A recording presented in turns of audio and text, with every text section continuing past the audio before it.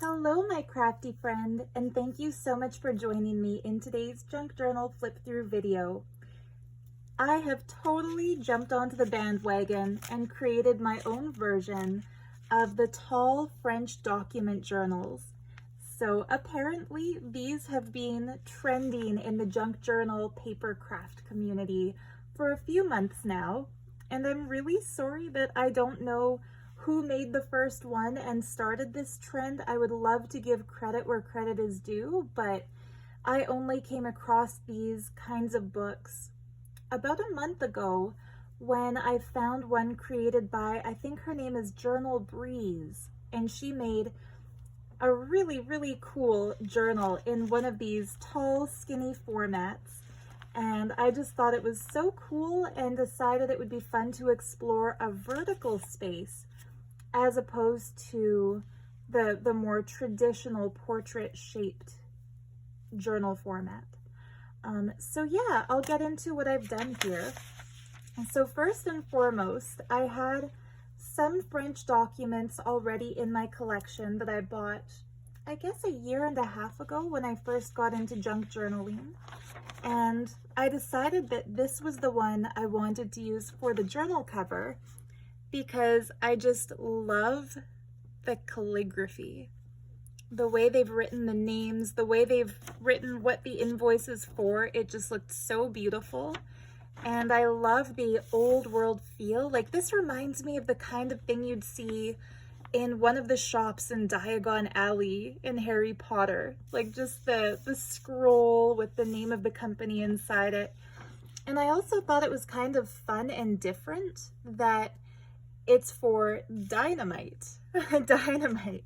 So interesting what they might have been doing with this product.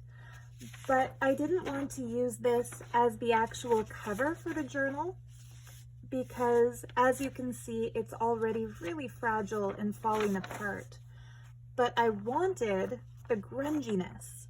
Like, I love how you can tell that the way it was stored for the last 100 years or so was this way, because this square is darker than the other 4 squares, or I should say rectangles, from where it's been folded.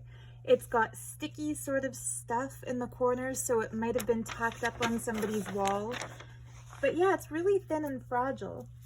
And so what I decided to do was copy it onto a cardstock. And I'm sorry the lighting is so bad today. It's pretty rainy here where I live, so I don't have my usual bright sunlight. But yeah, I didn't want the journal to be beige. I wanted kind of a nice light color, so I picked a lilac, like a really pale purple, and printed it on that and created the cover. Anyway, let's get to what the goodies are. So I've wrapped that cardstock piece with all kinds of pretty things. I think this is the first time I've done a shabby chic aesthetic, and I quite like it. And so the closure is this piece of lace remnant that my grandmom gave me. So I've attached 2 pieces of lace right to the journal, so they are not removable. It's an attached closure, which I prefer to the removable ones. Because you're never going to lose your closure and you can always keep your journal nicely tied up. So this one here along the top is actually just a piece that I bought at the dollar store, and it was crisp and white and looked too new, so I coffee dyed it, and I think it's got just such a lovely antique look now. And then the one on the bottom, like I said, this was a piece that my grandma gave me. And then they just tie really lightly, so you can't really make a bow out of them. You can only do kind of a mini tie. But they just pop open and reveal the collage that I've done here. So I made a pocket out of a Victorian card piece, and this is a genuine Victorian piece from the 1880s. I've stuck some stamps onto it just to add a little bit more visual interest, and they are all vintage French stamps. I just love this beautiful woman in pink. I love the fairy tale castle on this one. And then this one here, who looks like a Greek goddess statue. Just lovely stamp images. And then this cherub with the little wings extended is something that I found in a $10 jar at a thrift shop. And I thought it would be just perfect to put on the bottom here so that there's kind of a bit of gold bookending both sides of the journal. So in the top left, there's this gorgeous brooch that is removable. I mean, you could take this off and wear it if you wanted to. This was a little bit more expensive. I think I paid $6 for it. I don't remember, but it has these lovely pink carved flowers that I think might be carved out of seashell. And then the detail in the leaves is just stunning. So it has that really beautiful vintage jewelry quality, and I think it is a real vintage piece. But yeah, I thought it would look kind of nice if both the top and the bottom had some gold. And then because I'm into crystal healing and my other passion is jewelry, I made a cluster pendant using some gemstones in colors that kind of match the colors that I've used throughout the journal. So Angelite, which I thought suited not only the color, but also the little cherub that we have here. Rainbow Moonstone, this little one. I'm not sure if the camera's picking it up, but it has a really lovely blue flash when the light hits it just right. This tiny little one is Purple Sapphire. This one is a very pale green aventurine, and this one is a light pink rose quartz. So these are real gemstones. You can either keep them on your journal as a decoration the way I've put them, or you could take the pendant off and wear it. It's a pretty little cluster piece. And then I never like to leave a pocket empty, so I made a journaling card by copying another Victorian scrapbook piece, and then I edged it with gold acrylic paint and just did a lot of distress inking on the back to make it look older. And I love copying things onto cardstock like this because it makes them so much more durable than the originals. Whereas this, I kind of glued it down as a pocket because it was a heavier original, so it can take the wear. So opening it up, what I love about these kind of skinny, tall journals is that once they're open, it's kind of like having a regular piece of paper. And so even though they look really skinny and kind of odd when they're closed, when you open them, it has the same feeling that you'd get if you were looking just at an A4 or a letter-sized page. So inside, the first page, I left it mostly blank, but made a little tuck spot on the top with a piece from a Victorian scrapbook. I've used a lot of my original Victorian ephemera in this book. And again, these cute little cherubs playing in a tree. So this was originally a card shaped about like that, but when I was first removing pieces from that scrapbook and I didn't really have the technique down or know how to do it properly, it crumbled and I wound up losing a big part of that picture.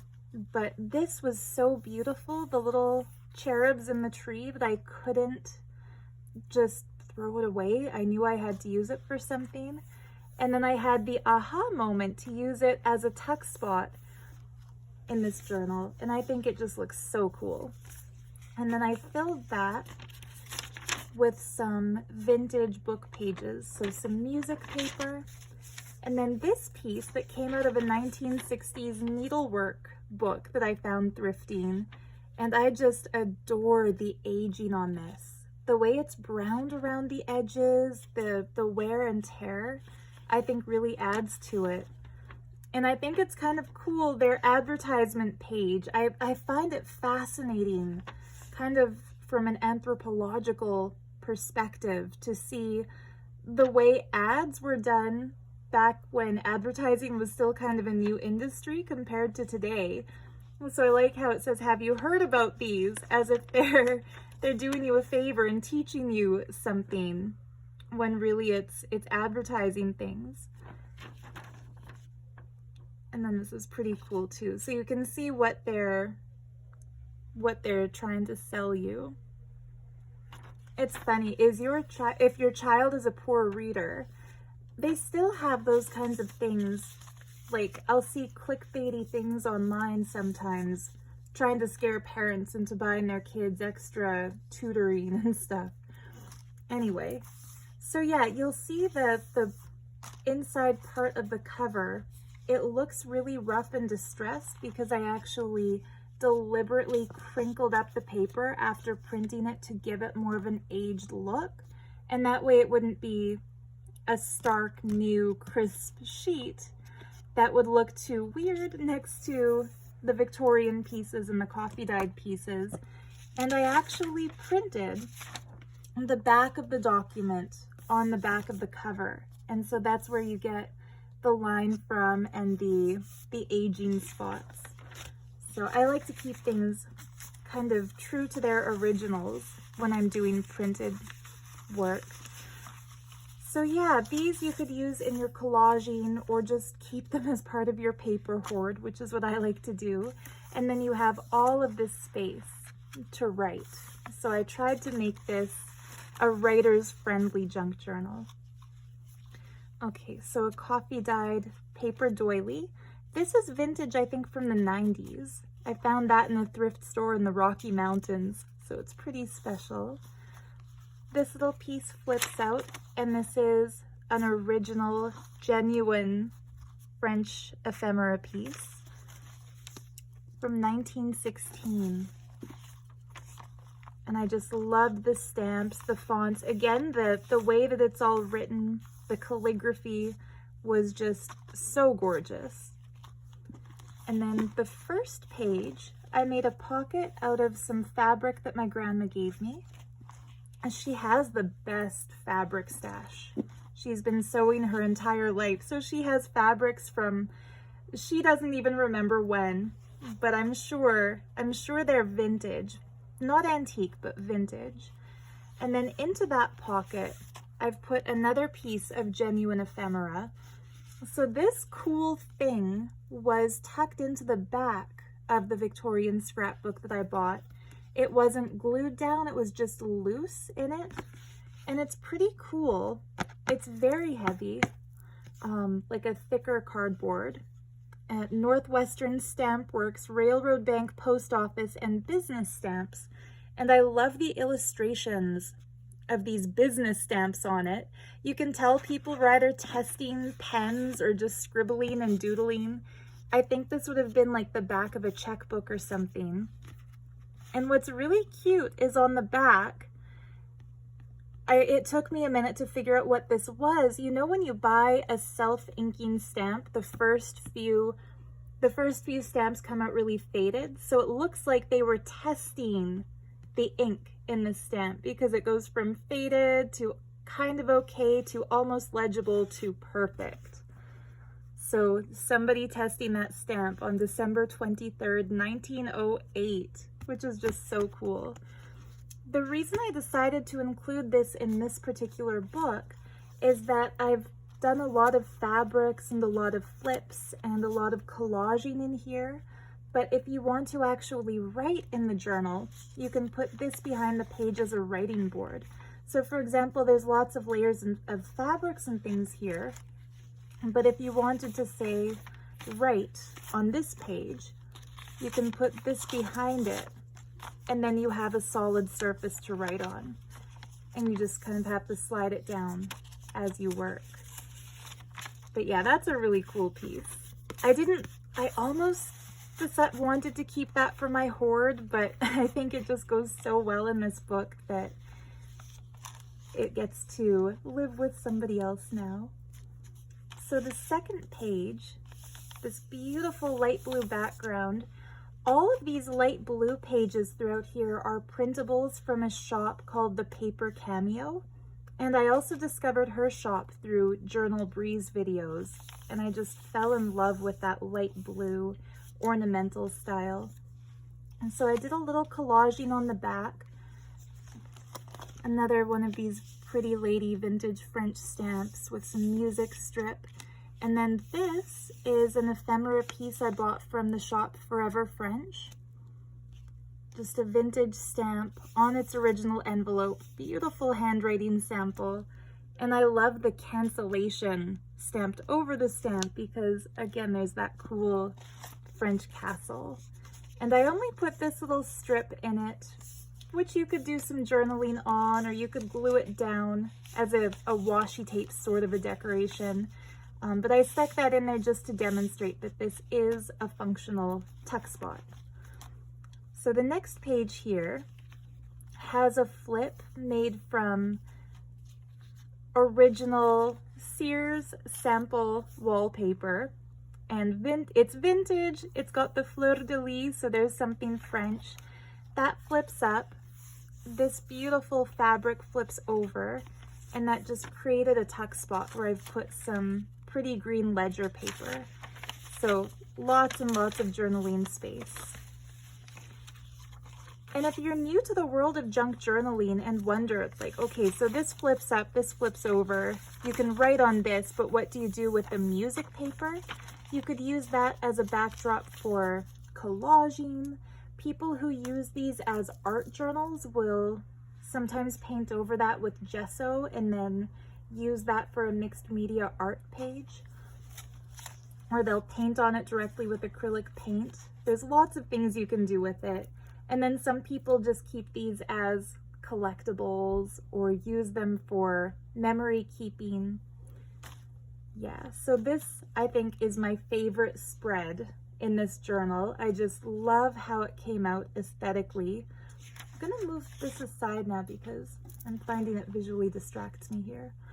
Okay, so this spread, I folded over that bit of music page, and then I also folded over and glued down the scalloped edge of that lace just to give it extra texture. And then I cut out these pretty little moths from a printable from the paper cameo just to accentuate the edge of that little pocket. And then into the pocket I tucked another page from that 1960s needlework book, and I folded it this way so that it would fit into the pocket, but also so that that cute, adorable little hippo could be visible. Like, how sweet is that little baby hippopotamus illustration? So yeah, this is another really fun book page. I love that there's an advertisement for jewelry making stuff. Like, again, my inner hoarder wanted to keep this for my personal stash, but I have to remind myself sometimes that the people who buy these journals deserve to have the stuff in them that I'd want to hoard too, right? So just look at how fun this is. You can get the materials for rock crystal star earrings, $1. Smoky quartz or smoky topaz, $1. It's so cool. A whole packet of genuine gemstones for $1. How cool would it be if they were still priced like that? And then a pattern for some needlework. So much fun, right? So yeah, that tucks into here. And again, you can keep that just as a collectible thing, or you can journal on it. The next page is the back of an envelope I coffee dyed. And then I took a piece of a tablecloth. But there's a story behind this fabric piece. I bought this in Varanasi in a little shop in the old part of the town, which is, some historians say that's the oldest living city on the planet. It's more than 2,000 years of continuous residency there. And they have the coolest little shops where you only get to go in by invitation. And my mom and I were there, and we were invited in, and I bought a few cloths as souvenirs, and then I finally decided to just cut them up and use them in journals because they're not really my taste. Like, they don't really go with my apartment, but I thought this layered beautifully, and the colors match the colors in these butterflies. So yeah, really cool piece. But into that pocket, I tucked a piece of paper. It's linen paper that I printed a printable from Priscilla at Release the Craftin on this side. I absolutely love her designs. I use them a lot, especially in my more mystical journals. But I felt like the moth here matched the little moths on the other page. And then the crescent moon, so you can write your lunar intention or a little note for something you want to manifest as the moon grows full. This pretty frame. And then I backed it with a print from, Bohemian Bazaar Volume 2. And I use a lot of those papers in my journals. That's by Medieval Mirage. Took me a minute to remember her name, but gorgeous papers. Then this flips over. The other side of that coffee dyed envelope, I kind of ripped it down so that it's easier to get in and out of. But yeah, I did a little bit of collaging with some music paper, stuck down a little frame that you can write something in. And I used that as a pocket for a genuine vintage postcard. I found this at a local antique shop, so I don't know exactly the date it's from, but domestic postage was 1 penny and a foreign stamp was 2 pennies, so that makes it pretty old. The going rate for sending a postcard today is $2.73, so that's like, yeah, a fraction. This cost a fraction of that. This page here was a lot of fun too. I took a little mini envelope. Thank you, Mary Lynn, for those little mini envelopes. And I coffee dyed that, and I stuck down another little frame sticker. And then I filled that little envelope with a couple of strips, more of that antique wallpaper from Sears. So I left the backs blank because I think it's just so fun to see. But yeah, beautiful pieces. These would go really nicely in collage. But they also kind of look nice just tucked into this pocket as little paper curiosities. And then this is also a tuck spot. And I layered it on this pretty paper cameo print and included the full version of what I cut these little moths out of.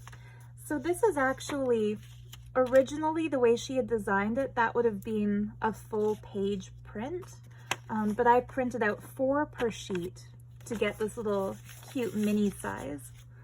And I just love the way all these papers look layered together. It reminds me of a messy desk in the best possible way. So that folds over, and this flips open, and I've backed it with another of these pretty faded blue papers. And then on this side, I made a little tuck spot out of, or a belly band, I should say, out of some linen that I found thrifting. It was a crisp white, so I coffee dyed it, and I coffee dyed it along with a piece of green paper to give it a bit of a color. And then I tucked just some coffee dyed art paper into here. And then here, I clipped in a fabric sampler. So I think all of us who are into crafty things and textile art love these sample strips. These are all fabrics that were in the big bundle my grandmom gave me. All of her offcuts and unused bits from her various sewing projects. And I tried to pick a selection of colors that kind of went nicely with this book theme. So you can either keep it as I've made it, just as a cool little collection, or you could actually take this apart and use these in something like a patchwork design, or you could make little bookmarks out of them or decorate envelopes. There's so much you can do with textile. And I kind of made the bundle by cutting one strip longer than the others and then just folding it over on the top, adding a little label, And then these two little pearl things, I'm sure they were originally stick pins, but they got broken somewhere along the line and were in one of my thrifted jewelry jars. And so I just stapled them onto it because I thought that would look cute. So yeah, this is on another beautiful print from the Paper Cameo. I'll put links to all the printable kits I used in the video description. But yeah, I just held that on with a paper clip. And then the paper clip, I should show you this up close. The paper clip has this beautiful vintage pendant charm. I don't know what year it's from and I don't know what metal it's made out of, but it sure looks vintage to me. And it has some beautiful shell in it. And that was also in a jewelry jar.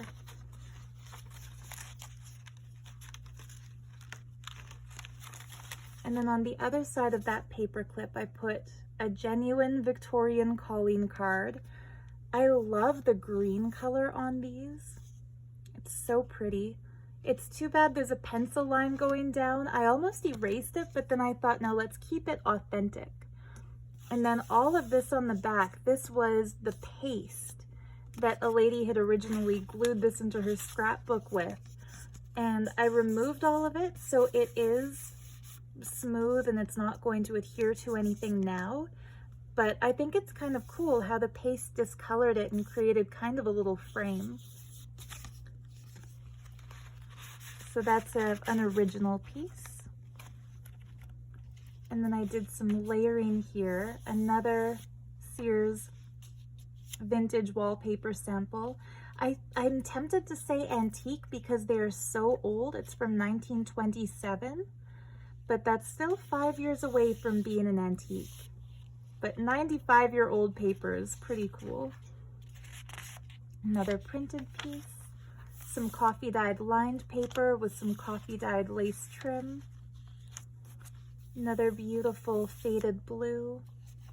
More of that green paper and coffee dyed trim. I like how it looks folded over and glued down. It just gives such a nice texture to the papers. So this little pocket has a vintage card. A good name is better than riches, with the pretty little flowers. And that actually flips over for extra journaling space. This is coffee dyed graph paper. I'm not sure if you can see the faded blue graph lines, but it's new paper, but boy, it takes coffee so well and creates such a cool, crispy kind of texture in the paper. So yeah, that's a flip out and it's also a pocket. And into that pocket, I put a genuine vintage French receipt paper.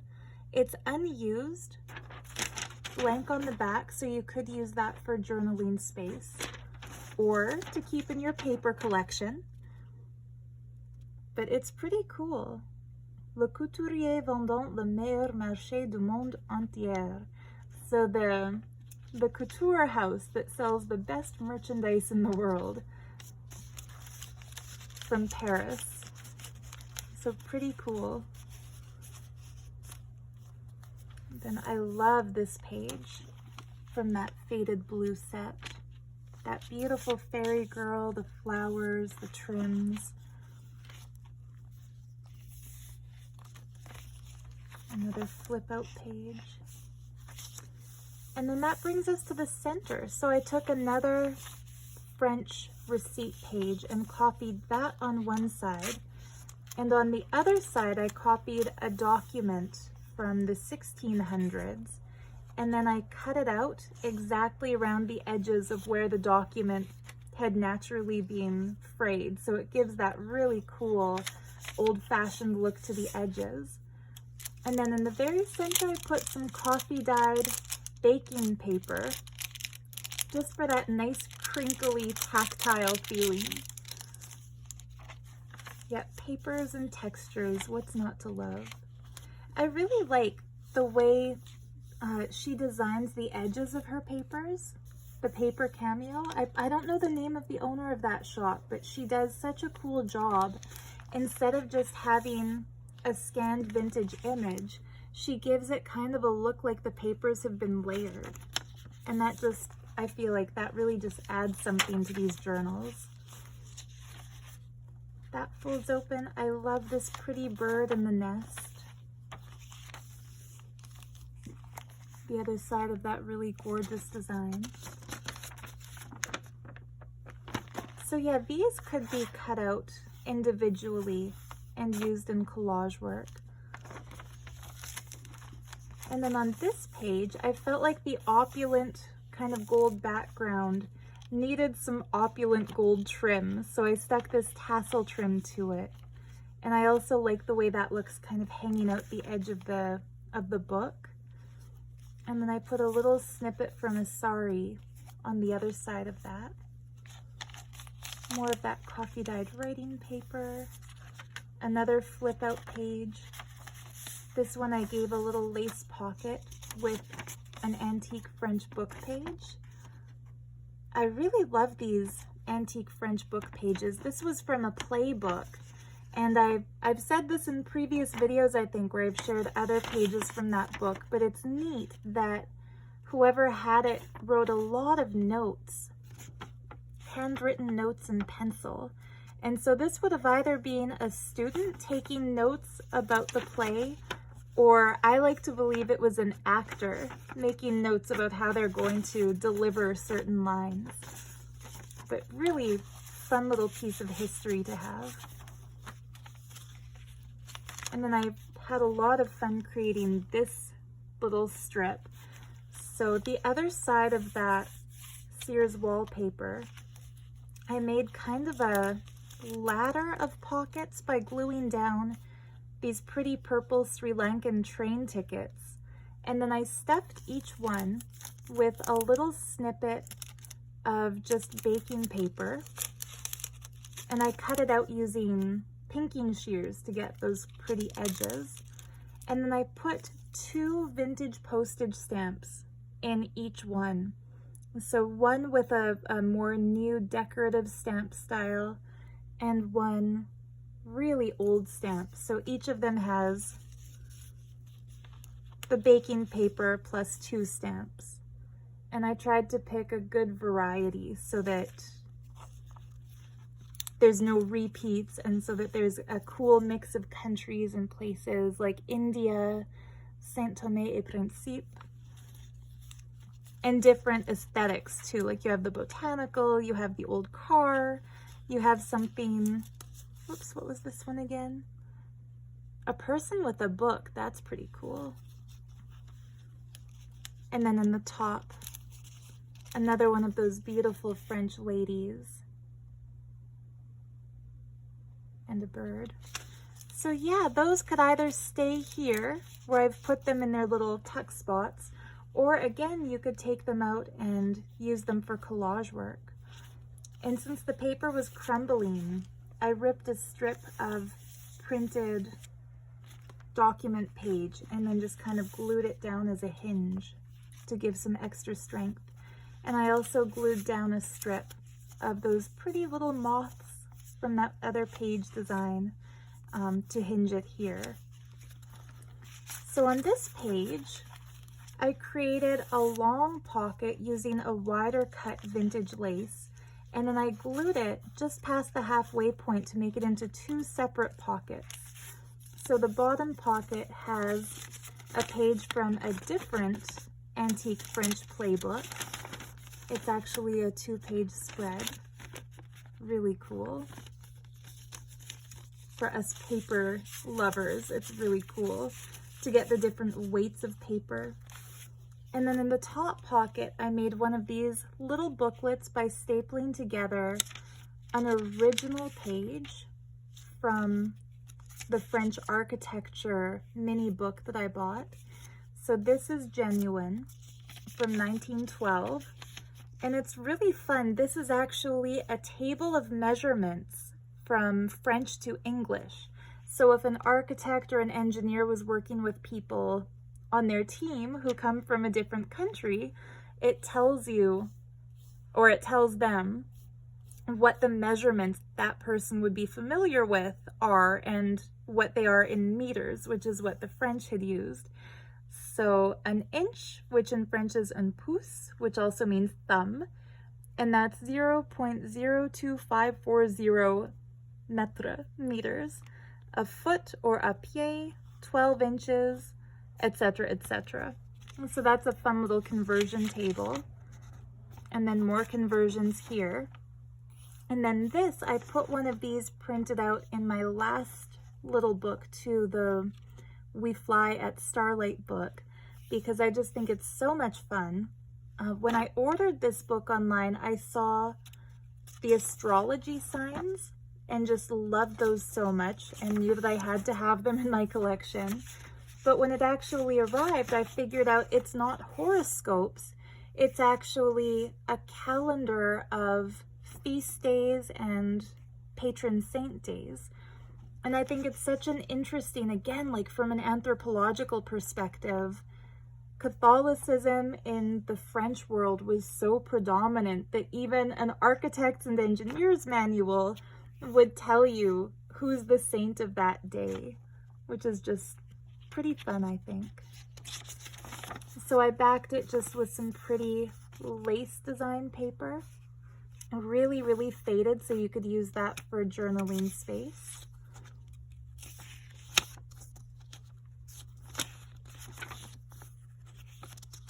And it's printed on linen paper, so it has a really cool texture to it. Just really fun technical drawings and explanations of what the equipment was for. I love that kind of technical drawing. And then this is funny. Monnaie étrangère. So it's telling you about different currencies for conversions too. Just interesting. And then on this side, the belly band, I just put a page out of a gardening book. So just a beautiful water garden with lily pads and pretty flowers. Some information about gardening on the back.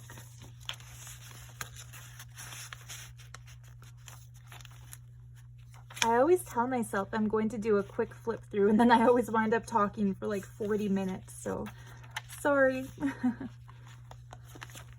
This was a fun one. So there's another coffee dyed envelope, and I left a lot of space where you can write, but I wanted to put something pretty on it. And I picked this out of my Victorian scrapbook collection. That's also an original from the 1880s. And I picked it because the ribbon matched the trim that I had decided I wanted to use. And it was only after putting everything together that I realized this is an exact identical bouquet to the original card that I used as the main piece on the front cover. Look at that, the blue bow, these particular flowers, literally identical. So it's kind of funny when I'm going for a certain aesthetic for my book and I literally pick the exact same thing to go in it and on it. So yeah, there's that coffee dyed envelope. I love the way it comes out when I stencil coffee dye. More collaging with music paper to kind of just make it look pretty on the inside. And I just put more of that coffee dyed graph paper in this pocket. So lots of journaling space. I feel like a broken record because I think I've said that a few times in this video, that there's lots of journaling space. It's always easier to get things into the pocket off camera. Anyway, I did another coffee dyed envelope but with a different stencil, and then stuck a little fleur de lis French stamp here because it kind of mimics the look of the filial in that stencil. And then I filled in the background on the page behind it using this cool stamp, 1874 to 1974. And I think that's significant because a lot of the original Victorian ephemera in this book is from the 1870s. And some of the canceled stamps are from the 1970s. So that kind of just summed up the whole theme. But in that envelope, I stuck another page from a gardening book.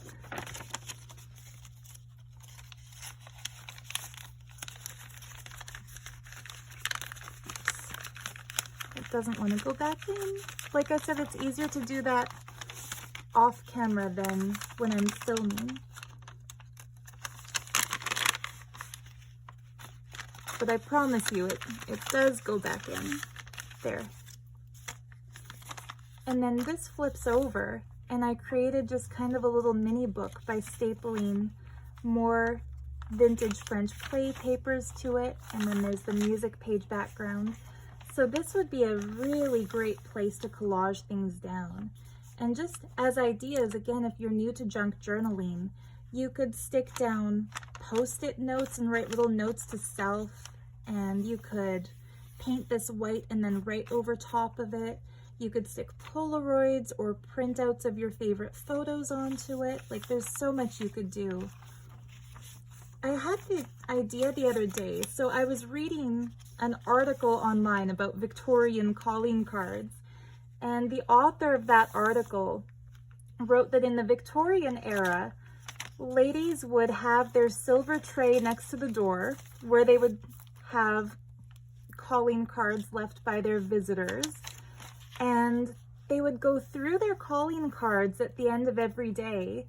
And if, the way they wrote it, if a wealthy visitor or a person with a higher social status had left her calling card, the lady of the house would deliberately put that on the top of the pile and leave it there, so that as future visitors arrived, they would look through, like, who else has come calling on this friend of mine?